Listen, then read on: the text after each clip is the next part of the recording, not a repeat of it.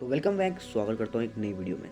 तो आज मेरे पास एक सवाल है कि जब हम साइकिल चलाते हैं तो साइकिल चलाते समय जब ही क्यों गिरते हैं जब हम साइकिल को रोक देते हैं, जब क्यों नहीं गिरते जब हम साइकिल चला रहे होते हैं। तो इस सवाल का देखते हैं आंसर क्या है। तो अगर इस सवाल को गूगल पे देखें तो ये आंसर आता है जो हमें बिल्कुल भी समझ नहीं आता है, और इसके अंदर बहुत लंबे लंबे पैराग्राफ्स लिख रखे हैं जो हमें बिल्कुल भी समझ में नहीं आते हैं, और ये एक इंग्लिश लैंग्वेज है जिससे आपको बिल्कुल भी समझ में नहीं आएगा। और आप जो सबसे पहले साइकिल चलाना सीखते हैं तो आपके दिमाग में ये क्वेश्चन जरूर आया होगा, और जब आप चलाना शुरू करते हैं तो आपको पता चलता है कि अगर आप रोकोगे तो आप गिर जाओगे।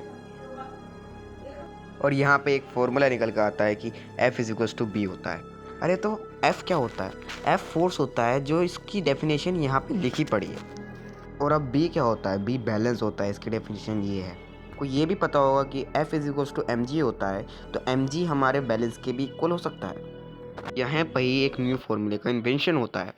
मैंने इसके ऊपर बहुत रिसर्च करी, मुझे पता चला कि ये फॉर्मूला सही में ही सही है। ये इसके ऊपर मैंने 1 साल तक रिसर्च करी है। अगर मैं दोबारा साइकिल पे आऊँ तो जितना फोर्स लगेगा उस साइकिल के ऊपर उतना ही बैलेंस होएगा। अगर आपने फोर्स ही नहीं लगाया तो वो बैलेंस ही नहीं होगा और आप गिर जाएंगे। इस सवाल का आंसर ये है।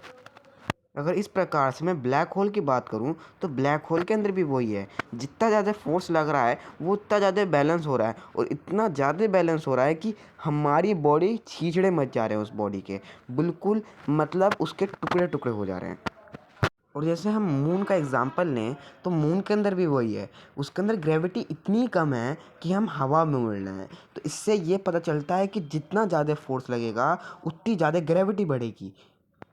मतलब कि जितनी ज़्यादा ग्रेविटी बढ़ेगी उतना ज़्यादा बैलेंस बढ़ेगा, और जितना ज़्यादा बैलेंस बढ़ेगा उतनी ही ज़्यादा फोर्स भी बढ़ा हुआ होगा।